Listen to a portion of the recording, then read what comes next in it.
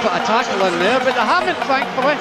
And Wayne Rooney, thank you very much. And I wonder if the goalie thinks this was going by the post. Not convinced by that at all from City. No. Yeah, manager of the season, 7 in 8. That's what it means to him. Pertarungan paling panas di tanah Inggris kembali hadir. Manchester City melawan Manchester United, dua rival sekota yang tidak pernah kehabisan cerita.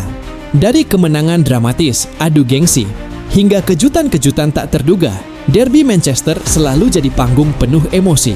Dan kali ini, 14 September, semua mata akan tertuju ke Etihad Stadium. Pertanyaannya, siapakah yang akan keluar sebagai penguasa kota Manchester kali ini? Derby Manchester kembali hadir, mempertemukan dua kekuatan besar, Liga Inggris, Manchester City, dan Manchester United. Sejarah mencatat, United masih memimpin rekor pertemuan dengan 80 kemenangan, sementara City punya 61, dan sisanya berakhir imbang. Namun dalam 5 laga terakhir, persaingan terlihat sangat ketat. United mampu mencuri kemenangan di final Piala FA dan pertemuan Desember lalu. Sementara City masih menunjukkan tajinya lewat kemenangan besar di musim sebelumnya. Artinya, duel ini bukan sekadar soal rivalitas kota, tapi juga siapa yang lebih siap secara mental maupun fisik di saat kondisi kedua tim sama-sama tidak sempurna. Manchester City datang dengan form yang belum konsisten.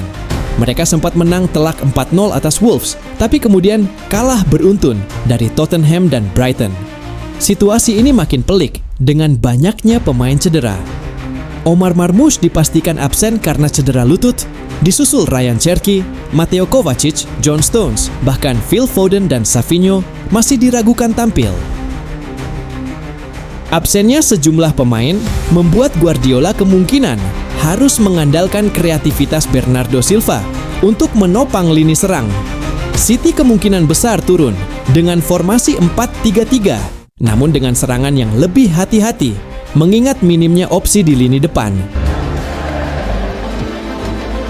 Sementara itu, Manchester United datang dengan sedikit kepercayaan diri setelah kemenangan dramatis atas Burnley, di mana Bruno Fernandes menjadi penentu lewat penalti di masa injury time.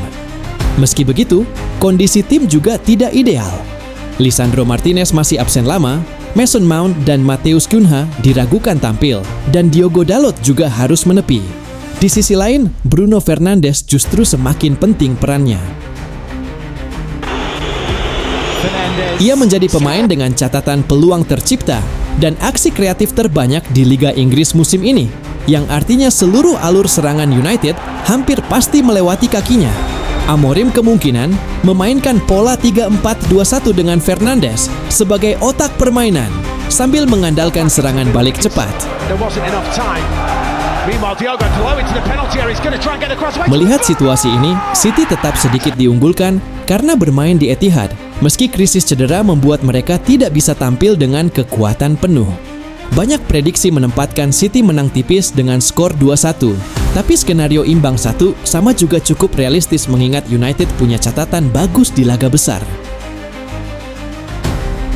Jika Bruno Fernandes mampu menemukan celah dan striker United tampil efektif, kejutan bukan tidak mungkin terjadi.